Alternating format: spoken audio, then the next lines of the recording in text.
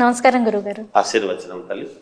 గురుగారు, మనకి వారఫలాలు చూసుకున్నట్లయితే ఈ 21 నుంచి 27 వరకు ఎవరి రాశులలో ఏ విధంగా ఉంటుంది అన్న దాని గురించి మాకు ఒక్కసారి తెలియచేయండి గురుగారు.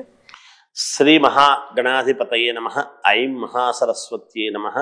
శ్రీ లలితాంబికాదేవియే నమః. వారఫలాల కార్యక్రమములో భాగంగా ఈ 21వ తేదీ ఆదివారము నుండి 27 శనివారము వరకు 12 రాసుల వాళ్లకు ఎలా ఉంటుంది, ఎలా ఉండబోతుంది అనేటువంటి విషయం గురించి ఇప్పుడు నేను తెలియజేస్తూ ఉన్నాను. మొదటగా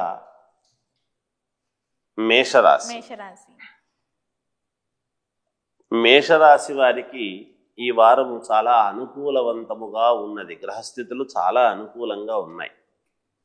చేపట్టిన కార్యక్రమాలన్నీ కూడా ఉత్సాహంగా మీ పనులు మీరు చేసుకోవటం అనేటువంటిది జరుగుతుంది. సంఘములో గౌరవ మర్యాదలు బాగా పెరగటం అనేటువంటిది కూడా ఉంటుంది ఈ వారం.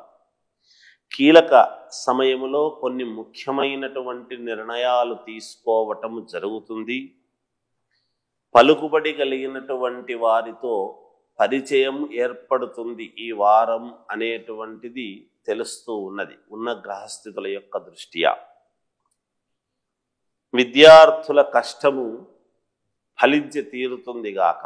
ఇన్నాళ్ల నుంచి చదివినటువంటి చదువుకు తగినటువంటి ప్రాధాన్యత కలుగుతూ ఉన్నది.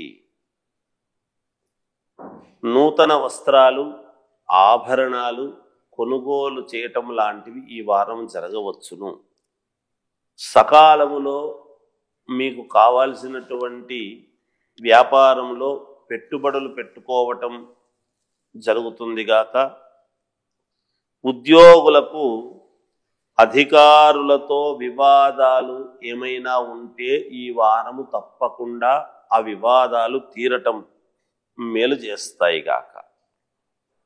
అన్ని రంగాల వారికి చాలా అనుకూలమైనటువంటి సమయముగానే ఉన్నది. అనేక రంగాలలో ఉంటారు ఈ రాశి వాళ్ళు. అన్ని రంగాలలో ఉండేటువంటి వాళ్లకు కూడా చాలా యోగదాయకముగానే ఉన్నది గాక.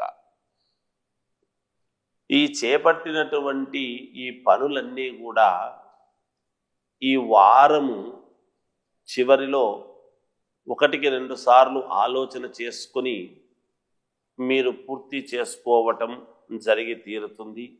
ఇంకా మంచి ఫలితాలు మీకు కావాలి అని అనుకునేటువంటి వాళ్లకు అమ్మవారిని ఆరాధిస్తే ఏ అమ్మవారైనా కావచ్చు. ఏ అమ్మవారిని గురువుగారిని అడుగుతుంటారు. కానీ ఏ అమ్మవారైనా మీకు మీ మనస్సుకు నచ్చిన అమ్మవారు ఏ అమ్మైనా జగజ్జనని లోకమాత ఒకటే కనుక అమ్మవారిని ఆరాధించండి. తప్పకుండా మీకు మేలు జరుగుతుంది గాక. జయోస్తు.